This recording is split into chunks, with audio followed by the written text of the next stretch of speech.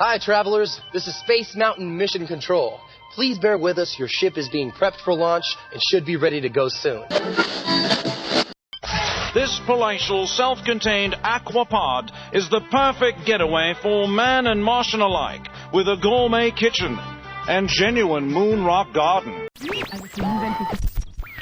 This portion of the news is brought to you by Excess Tech, encouraging you to seize the future with excess. Now the extended forecast for the planet Earth. In just a few moments, we'll be entering the newest and most exciting addition to the Tomorrowland skyline, Space Mountain. Hi, it's Space Mountain Mission Control here. Sorry we lost reception for a second, but you're nearly ready for liftoff. We're just charging up your ship's energy cells now, so try and bear with us. Now arriving at Space Mountain, Tomorrowland's gateway to the galaxy. WDW Radio, your information station. Hello and welcome to the WDW Radio Show, your Walt Disney World information station. I am your host, Lou Mongello, and this is show number 148 for the week of December 6th, 2009. Thanks so much for tuning in once again. Walt Disney World's Space Mountain opened recently after being closed for the summer for a refreshing of this classic attraction. And this week, I'm pleased to be joined for an exclusive interview by Disney Imagineer Alex Wright, a senior show designer with Walt Disney Imagineering and creative director of the Magic Kingdom's Space Mountain update.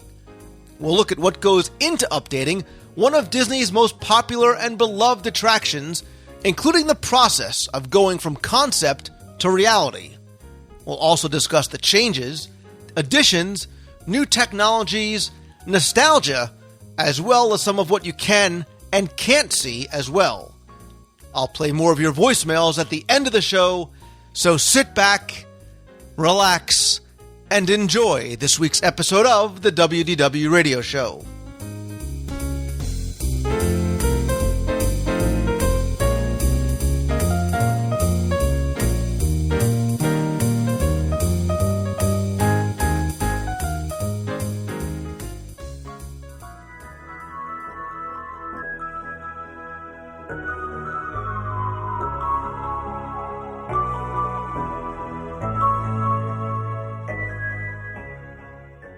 For the first time in almost 10 years, the classic Space Mountain attraction in Walt Disney World underwent its first substantial refurbishment this past summer.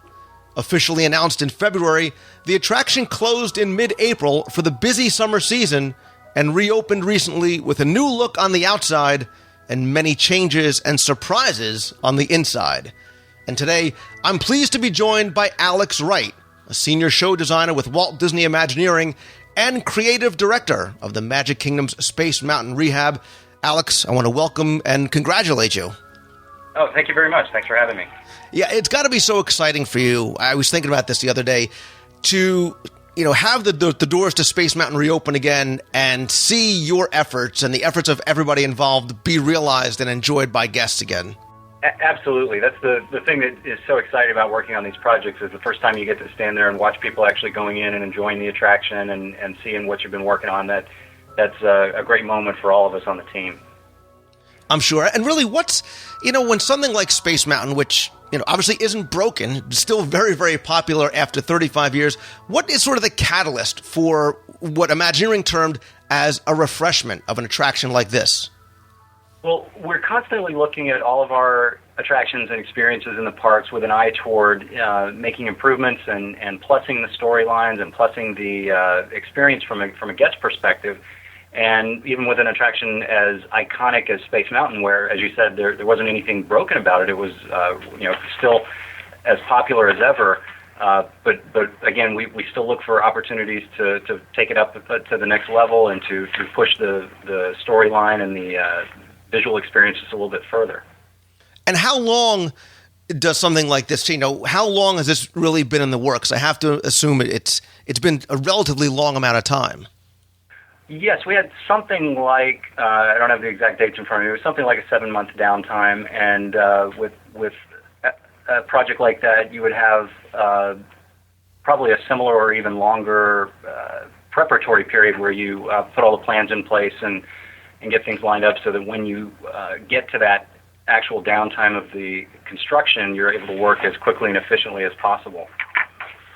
So when you finally make the decision to say, okay, we're going to take the attraction down, what are some of the inspirations? What are some of those things that I'm sure this is when all the creative people at Imagineering say, okay, this is my chance to go in and do some wonderful things. So, for example, we look at Disneyland, Space Mountain, very, very different after a 2-year refurbishment back in 2003. Were things like that ever considered, or what kind of things do you look at when you realize you're going to be able to take the attraction down and make some of these changes to it? Well, we always go through a pretty broad range of considerations, but with an attraction like Space Mountain, as we mentioned before, it's so iconic and so beloved that you really have to look at each one as an individual case and look at it with an eye toward what it is that people respond to and where we have opportunities to make changes that we think will improve that guest experience. And so each one is really a case-by-case basis, and you just kind of, everybody does come to the table with their ideas and put it into the mix. And even as you're going through the project, I constantly had people tugging on my arm with suggestions for little things to add in here or there to take it up, another notch at a time. I'm sure. And I'm sure there's got to be really no good time of year to do something like this, whether it's summer or spring break or the holidays. How do you sort of make that balance and say, okay, there's going to be guests that are going to be disappointed for X amount of time, but we have to take it down here? We're always very sensitive to that, and we work very closely with our operating partners and look for the best time to do something like this. When you're talking about a 7-month downtime, it's not something you can fit in between spring break and summer or between Christmas and spring break. So you do have to make a choice to take it down during one of your peak periods. And so it really is, that's when the partnership of all the different groups on property comes into play, and we just kind of look at it with a lot of different logistics in mind and try to come up with the best solution. So Space Mountain obviously has been next in a line of these classic, iconic attractions, as you say, over the past few years that have been updated, like Pirates of the Caribbean and the Haunted Mansion, even Spaceship Earth. When you work on an attraction like this, do you think that there's almost an added amount of pressure because of the guest expectations or the people's nostalgic and often sentimental attachments to these attractions? Well, we certainly feel that, and I would say I wouldn't exclude myself from that. I have a sentimental attachment to Space Mountain, so I do think that's part of the process from the Imagineering side when you look at any of these. And, we have Magic Kingdom is nearing 40 years of operation, and inevitably you're going to have efforts that you have to go through from a maintenance standpoint just to kind of maintain the show quality and keep the attraction operating the way people expect. And so it's when we have those chances to go in and look for chances to sort of maintain the attraction creatively as well, that we really do have to be careful in our thought process about preserving what works and what people really are attached to, and make sure that everything that we change is additive to that. So that's definitely a factor in any of those refurbishment projects that you refer to. So you really almost have to look backwards as you go forwards. And to that end, do you maybe go back and look at some of the original concepts and drawings from people like a George McGinnis or a John Hench for inspiration or ideas, or just sort of making sure you're keeping continuity in what the original is going forward? Absolutely. We pay a lot of attention to our original design intents and what our kind of core storylines are for a place like Tomorrowland or an attraction like Space Mountain. And, it's often said that a good idea never really dies here at Imagineering, because there's always somebody who hangs on to it for the right opportunity, or a piece of artwork that we have access to in our image files, and that sort of thing is always an inspiration. And sometimes it's more a matter of taking an approach that was done before, but putting a contemporary eye on it. Redressing the astronaut figures on the lift hill, for example. Over time, the approach that was taken the last time those were done looks a little bit dated to us, so we take a chance to go through. So essentially, it's the same idea, just kind of rendered today. Gotcha. So describe, if you can, generally speaking, the process of going through and refurbishing attractions such as this, because I have to imagine that there are so many different disciplines and aspects of the company involved. It's got to be so difficult to coordinate or really orchestrate everybody involved.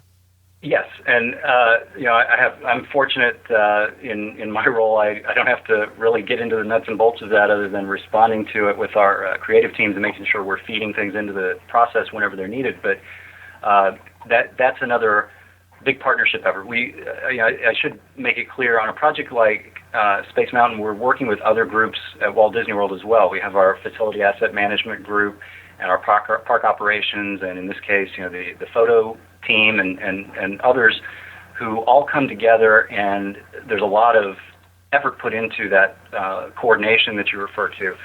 So, when I talked about the prep time leading up to that closure of the attraction, there's a lot of focus put on sequencing of activities and knowing what our long lead items are, what the critical path is for each schedule, so that we all know how to stay out of each other's way, but get all of our work done and go toward that end goal that we're all working toward.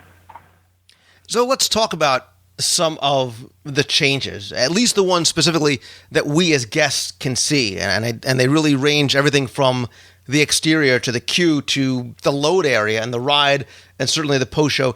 Can you go through some of those changes and even maybe highlight for us some of the things that might not be initially visible to guests but were important nonetheless? Well, the first key for me, as we always say, everything here revolves around story, and the opportunity to update all of the graphics gave us a chance to really coordinate the delivery of our story points and to streamline the aesthetic from the time a guest approaches the building to the time they exit. And so that was the big opportunity from the creative side to impart that storyline, and so that was a big focus for us. Other efforts revolving around new paint and finishes and treatments that we kind of touched all throughout the building. Most of what a guest sees were another chance again to streamline, to make sure that the changes that take place over time, addition of a fast pass structure, for example, or different elements like that can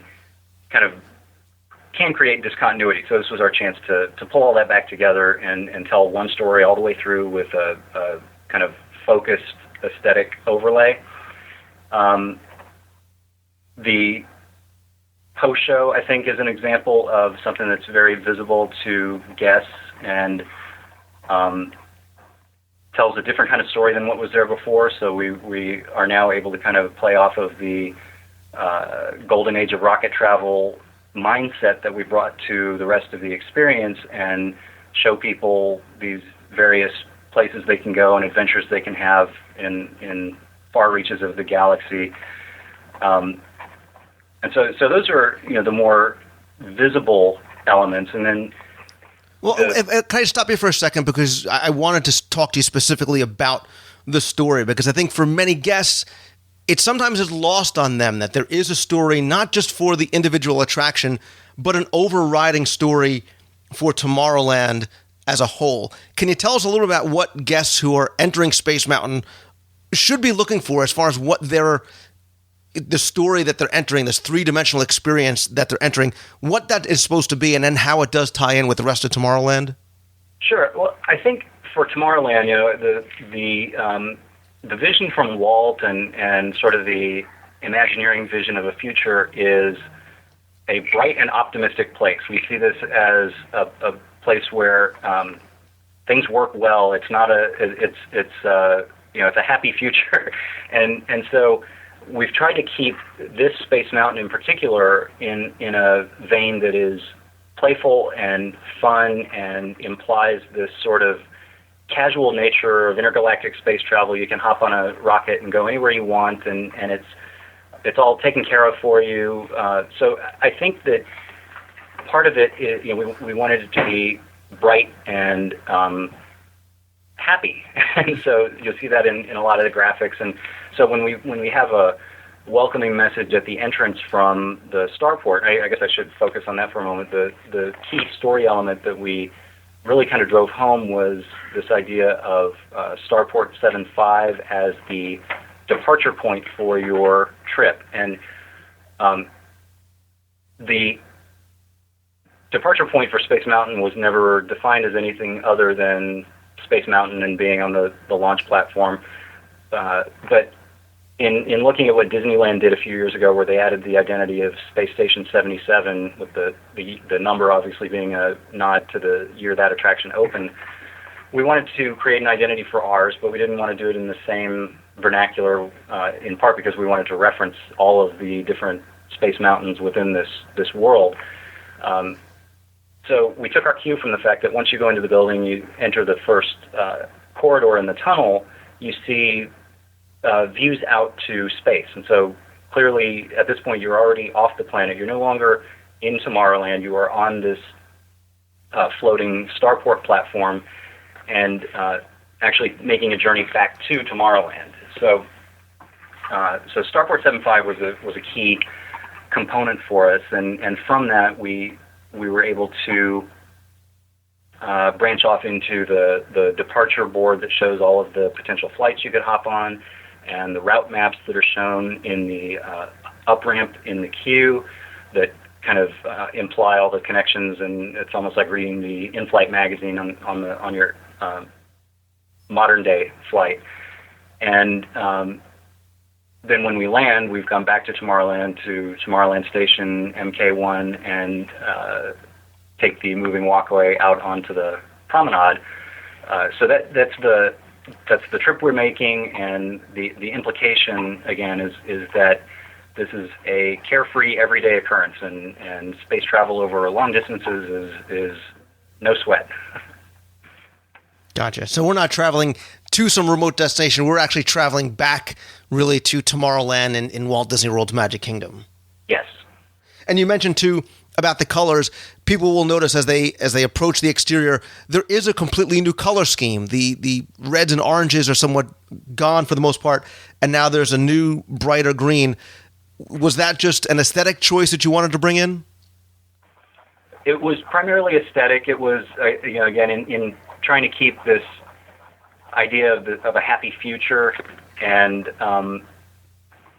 the exuberance of it. We've got splashy colors. All of our space imagery is amped up just a little bit on color, so that it's bright and warm and inviting, and so that kind of set our base palette, knowing that we're working with the existing whites and blues that make the exterior of the mountain and some portions of the interior, plus the metallics that we were bringing in with the new handrails and some other operational elements. We kind of used those as the core, and then applied a broader range of color, splashy color, into focal points in the graphics package. And the green that you mentioned is really just sort of an accent that played nicely against that core palette. Right. So let's talk about the queue, really the first thing that people are going to see, really one of the most notable changes and plussing of the attraction is in the queue with these interactive screens and games. Tell us a little bit about the changes to the queue and the game specifically. Well, that's another extension of an idea that we've been pursuing, looking at the queue experience, and I'm sure you're aware of the games that were added to the standby queue at Soarin' a couple years ago. And so this was a different application of a similar idea. Each one is case study based on the specifics of the queue configuration. You can't treat them all the same. This is a continuous flow queue and fast pass and standby right there side by side. So it was a different type of installation, and we tried to build our games around something that would make sense in a starport like this. So they're just sort of entertainment that is built off of the location, which is really kind of what we try to do here at Imagineering. Right, and there are a number of stations. There's about 86 or so stations? Yes, that is the number. So we anticipate that once a guest, when we get in, full operating conditions and fast pass and standby and a normal wait time, that people will have the opportunity to play a couple of games on their way through there. So the idea is that a guest will stop at a station, play a game when it gets to that point in the cycle. Then we have interstitial pieces that go in between that allow guests to move along as far as the queue will allow, and then whenever the next game cycle comes up, they stop again, take a game position, and it's really just there to entertain people while they wait, because we know that a big attraction like Space Mountain is almost inevitably going to have a wait for guests. Yeah, what I noticed the few times that I've ridden Space Mountain so far was that the games are timed very well, insofar that you're not standing there waiting for the person in front of you to finish their game and then there's a huge gap in the line. They seem to be timed out well so that the game ends, you move along, there's sort of that in-between narration or things on the screen, and then when you stop, it's time to start playing a game again. Right, that is the intention, and we want to keep people moving toward the goal of getting on the attraction. So it's there to fill that time for you and keep you entertained, and then from there you get to move into the launch platform and see the rockets taking off. And the nice thing too is the games are not individualized for each person in the queue. You're playing with or against, as it were, other people who are next to you. So on each screen, what is it? Anywhere from maybe 5 to 8 people are playing on the same screen together, so they can either sort of join forces or compete for scores. Right. We like the fact that there's a collaborative component to each of the games, some more than others, but everybody gets to play as an individual, but there is kind of a group collective goal that you're all trying to work together on. And that's part of that, the positive future that we're envisioning. And there's going to be a total of, there's more than one game currently, and you're going to have a total of how many games to be played in the queue. So it's not sort of a repetitive thing every time. Right. It will be 4 games on a cycle. Okay. And were there any other changes made specifically to the queue area? On the Fast Pass side, we have done a little bit of work freshening up the show scenes, the views out into space with the transport vehicle and the satellite, and some pieces just to again kind of maintain those show elements as well as we could today. Yeah, and being one of those nostalgics, I was happy to see that sort of the fisheye lens out into space with the occasional ride vehicle going by. It was something that was very welcome to see again, although again refreshed and a little bit cleaner than it was earlier. Right, we have these kind of touchstones, and I think while the games went into that general part of the queue on the standby side, to envision Space Mountain without those kind of classic effects that people are so connected to, I think would have been a bit of a shame. So we're glad to see those stay in sort of an enhanced state. Right, and another dramatic thing that guests are going to notice is when they do enter into the load area, because number one, we certainly notice that it's darker. Number two, it's almost brighter because of the blue neon accents, and visually looking up no longer into the ride portion of the building, you now look into some very, very impressive projections on the ceiling. Right. We one of the big areas of focus on the ride, it was to take the light level in the ride building down to a darker level than what was there before. And a couple of the key areas that were casting light up there were the load areas and the departure point where the PTA exits the building. So we worked in both of those spots. We enclosed the queue so that you no longer see up into the ride building, but also so that you don't see it from the ride. And that gave us a chance to extend our placemaking. So, yeah, by giving us a location to put our star field and the images that you referenced of various objects out in space, near and far. I think it really gives the platform a sense of place that it didn't really have before, and does a lot of things for us functionally and from a story standpoint. Yeah, and before we get to the actual ride itself, the one thing that I had noticed, and this just could have been me being giddy and excited to see Space Mountain again, was that the line seemed to move much faster, and it also seemed to load much quicker than it has before. Is that something that I was dreaming, or was done, or was certainly something that was intentional by WDI?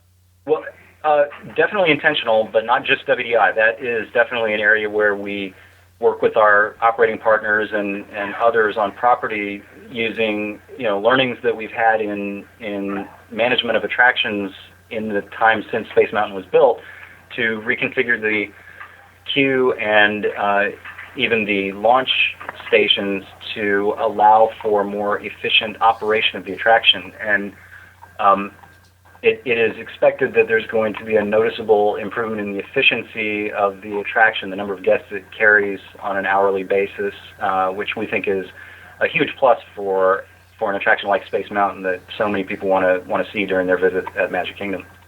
Yeah, and the other thing, too, obviously in the load area, guests are going to notice that there are the safety gates in front of the boarding area. And I guess this is one of those occasions where when an attraction does go down for refurbishment, it's not due to safety concerns, but also gives you an opportunity to increase safety precautions throughout the ride. Right. We always want to bring any of our operating criteria up to our state-of-the-art, and that is something that had been you've seen that in a lot of attractions over the years, and it was definitely an improvement to that operating efficiency that you mentioned before. And in this case, I find those to be a really great aesthetic enhancement because I think they're just really nicely machined, cool-looking pieces of equipment that add to the place rather than being just a functional backdrop. Yeah, and I got the sense that there, even in this area, and with the signs that were behind the cast members in the load area, I got more of a sense of the story. And I don't know if that comes through here, but I got more sense of a story because of the load gates, that I really was sort of loading onto this rocket ship to go to whatever my destination was going to be. Right. We tried to have a bit more fun with those. I mean, the aesthetic before was a little bit more mission-driven. If you think about when Space Mountain came about, the on the heels of the NASA flights to the moon and what people sort of envisioned space travel as at that time. And so it had a utilitarian overlay to it, and we tried to move in a different direction to play up the travel aesthetic and the fun of it. So that was an area where we really did kind of try to tweak the verbiage and have some fun with the look of those pieces. Right, and speaking of the look, the ride vehicles themselves changed slightly in that the color palette and the paint scheme is different. The seats seem a little bit different, but one thing that I know people were potentially looking for that's not there was the on-ride audio that we have out in Disneyland. Tell us about the differences in the vehicles and the consideration maybe about doing on-ride audio. Well, we, like I said before, we look at each of the attractions as an individual instance, and the things that we really like about the Space Mountain and that we think guests really like about them. One of the things that gets highlighted quite often is those rockets and the fact that they're low slung and you're close to the track, and it just gives you this sort of visceral experience that isn't really found in a lot of roller coaster attractions today, and so that was a part of the decision-making process, and from an aesthetic standpoint, we really did appreciate the opportunity to go in and freshen up the color palette and rework the look of those rockets and make them live a little bit more comfortably in the new environment we were creating. And one of the other things that I know people are curious about is the deletion of the glow strips, and that was something that was a direct result of testing that we did before we took down the attraction, where we rode through the ride building in absolute darkness, not even any effects lights on. And we knew that our goal was to reduce light levels in the finished piece. when you ride through in the dark, the glow strips that used to be on the vehicles put out a bubble of light around the vehicle that highlighted every bit of track and railing and everything nearby, and really sort of worked against us. So that was a decision that we made along the way that might not be readily evident to people, but we think is actually a big part of making the ride experience better.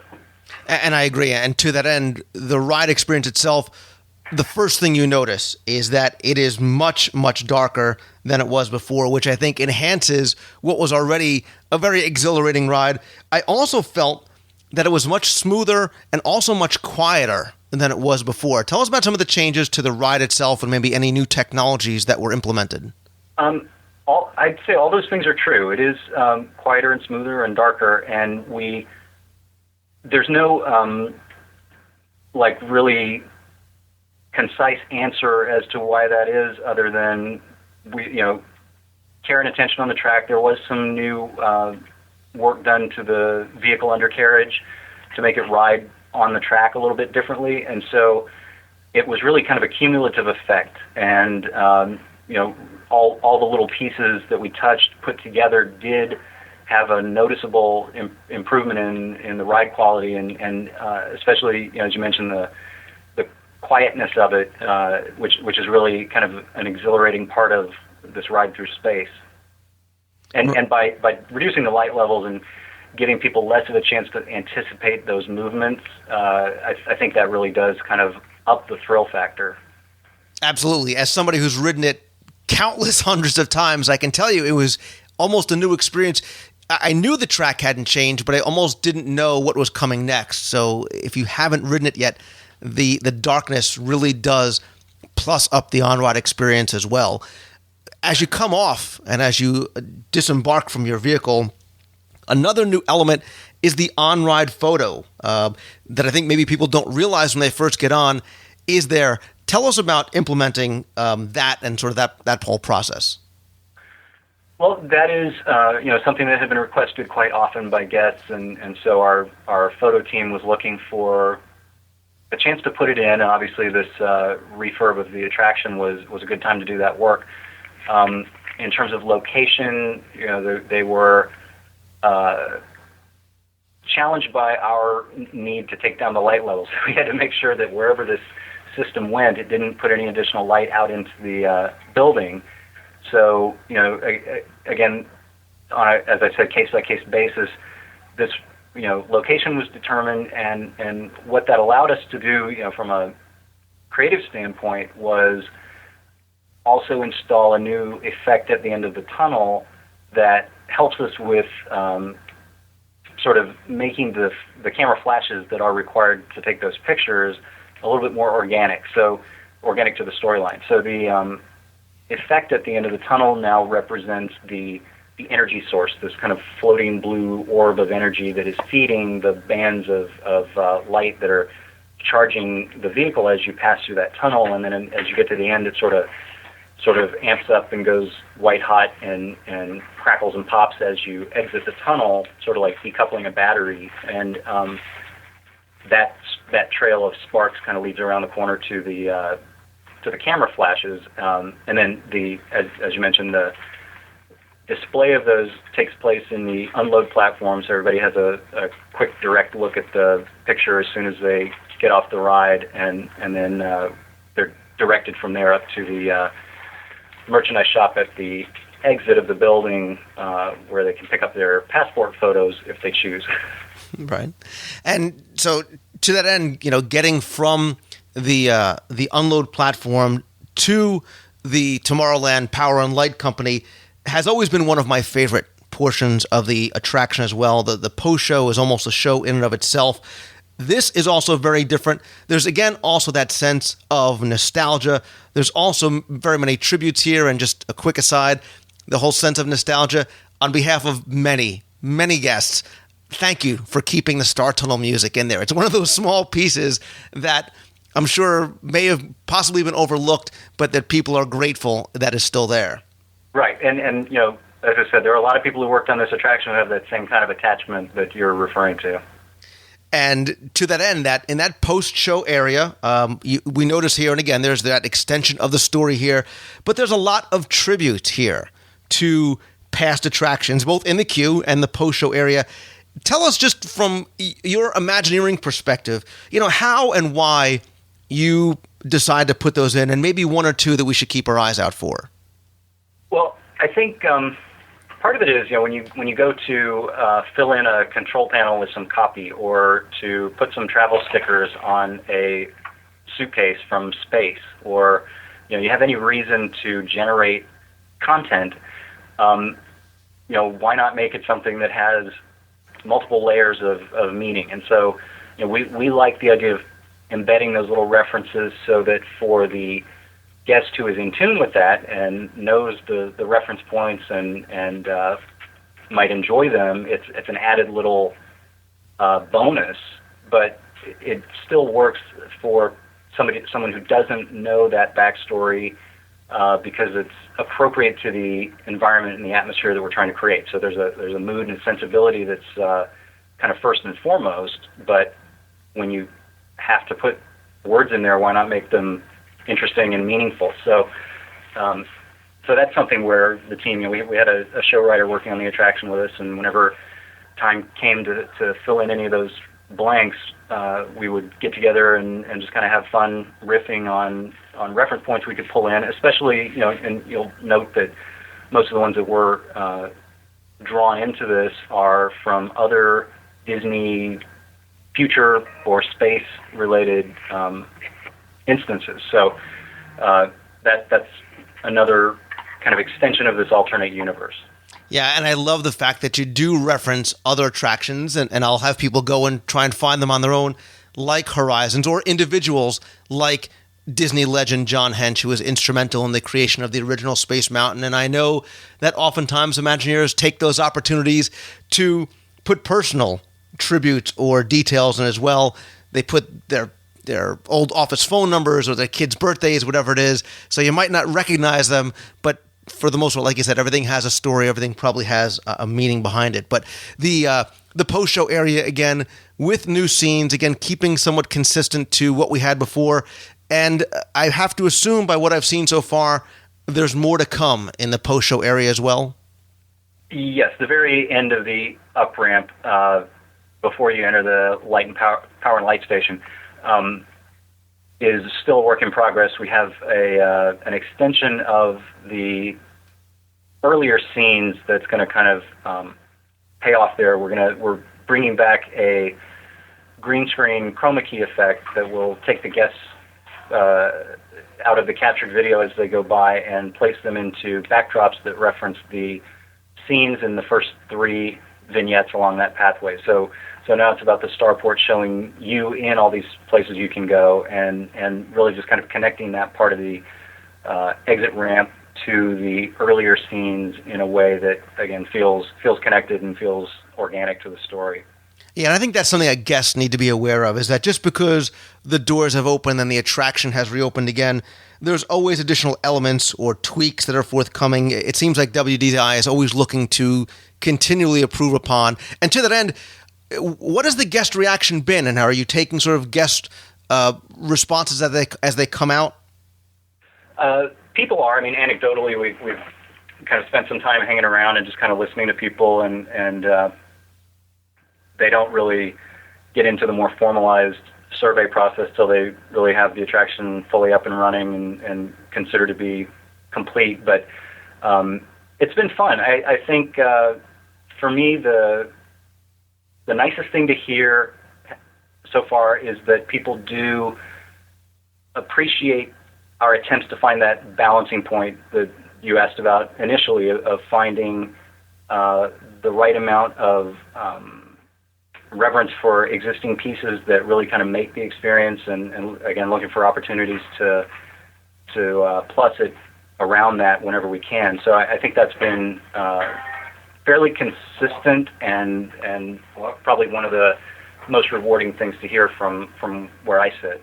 Yeah, and again, not trying to speak for every other guest, but I think a lot of guests like the fact that it was not substantially changed, because I think much of Space Mountain's charm comes from many of those little elements that we've talked about, like the blue launch tunnel, like the music, yes, even the ride vehicles themselves, and keeping the same track layout and the overall look and feel, and not changing in a major way that overall experience, like a Pirate and like a Haunted Mansion refurb.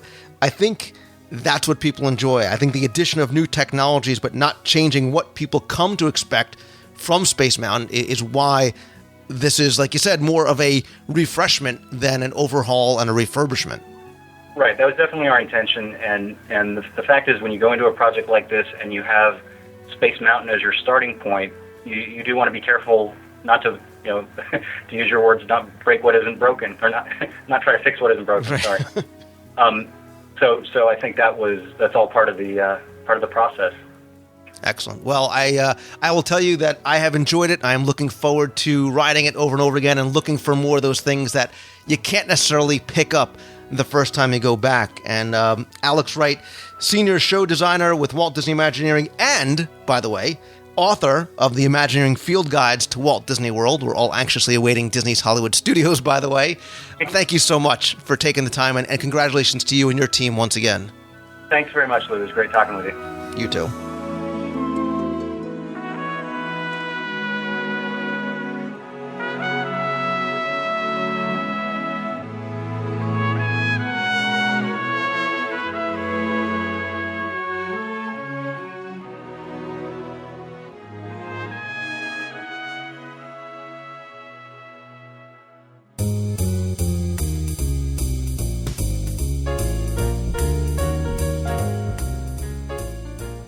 That's going to do it for this week's show. Thanks go out to Alex Wright from Walt Disney Imagineering, and congratulations to him and everyone involved in the Space Mountain refreshment.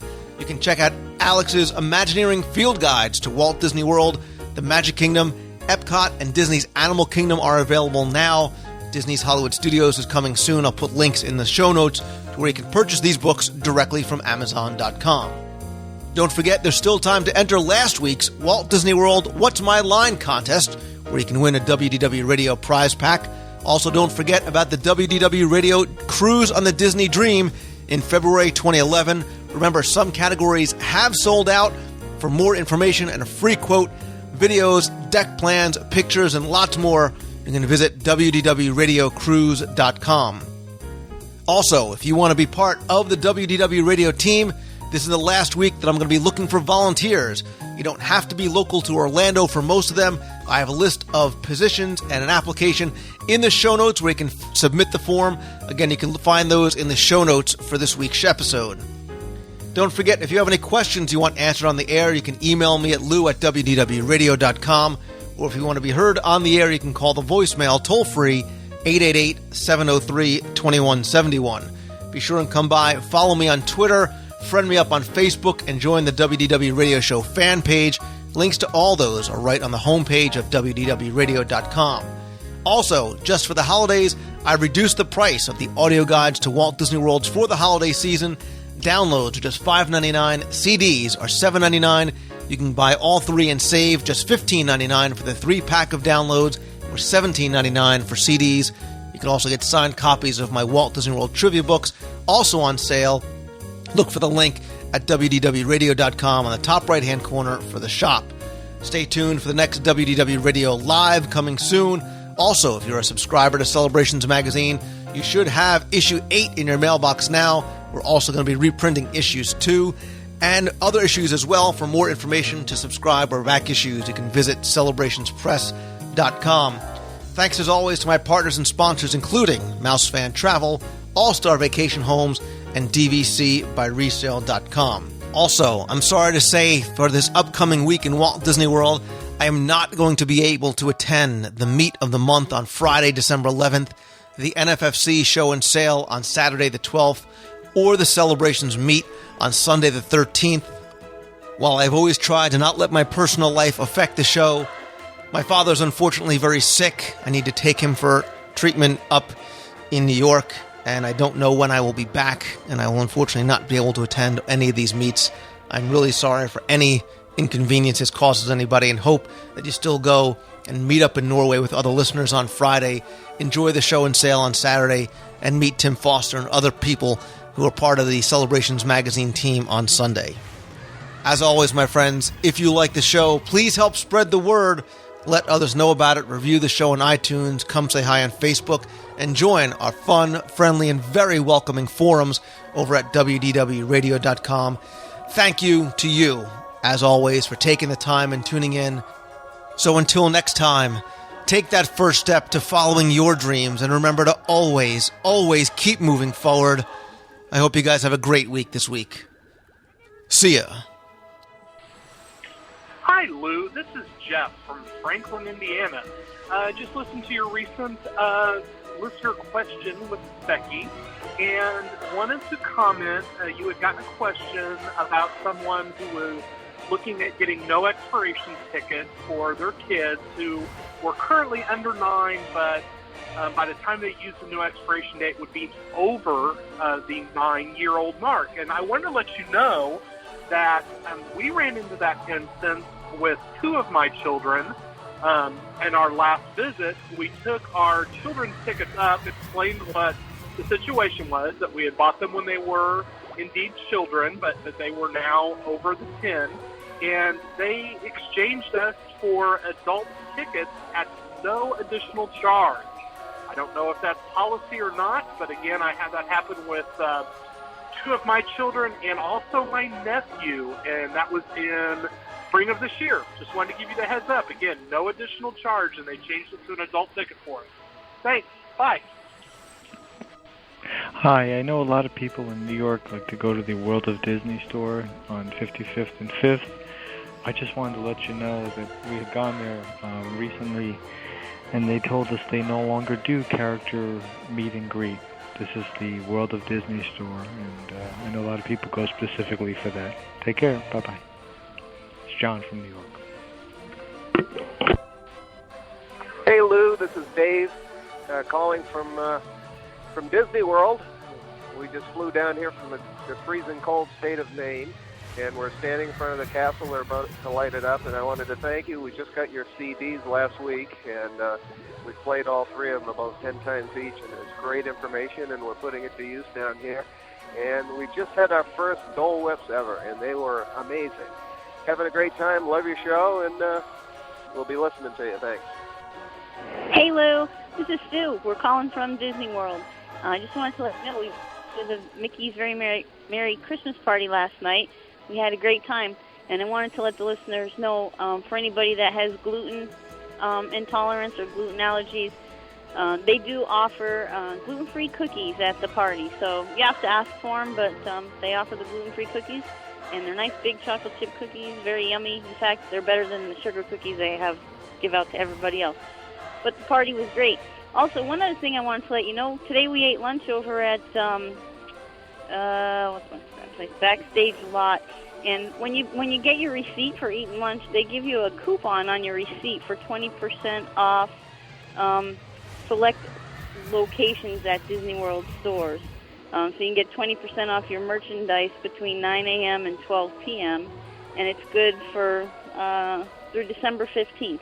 So I just want to let people know to look out for that when you're getting your meal. That's all. Just wanted to report in. We're having a great time in Florida. Have a magical day, everybody. Bye-bye.